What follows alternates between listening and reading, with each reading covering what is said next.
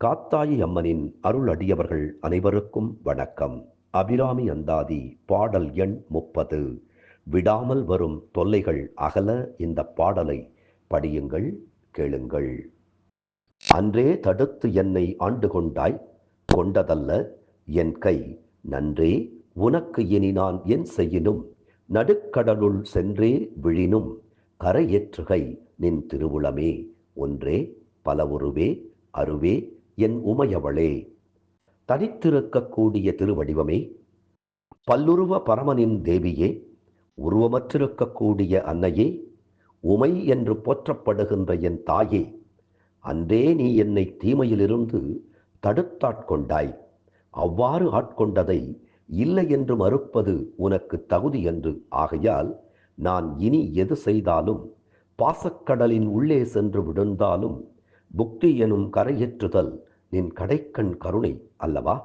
ஆம், உன் கருணையினால் மட்டுமே நான் முக்தி அடைய வேண்டும்.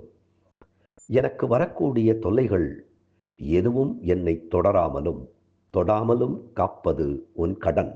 ஆம், உன் கருணை கண் பார்வைக்கு முன்னால் எனக்கு வரக்கூடிய துன்பங்கள் ஒரு பொருட்டா?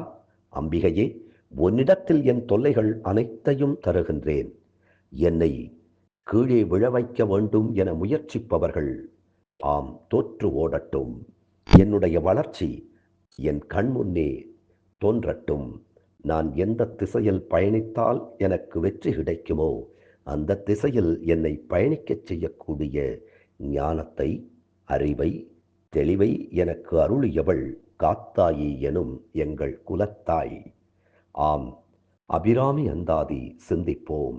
அப்படியே நம்மை அணைத்து காக்கும் காத்தாயி அம்மனின் திருப்பாதங்களையும் சிந்திப்போம்.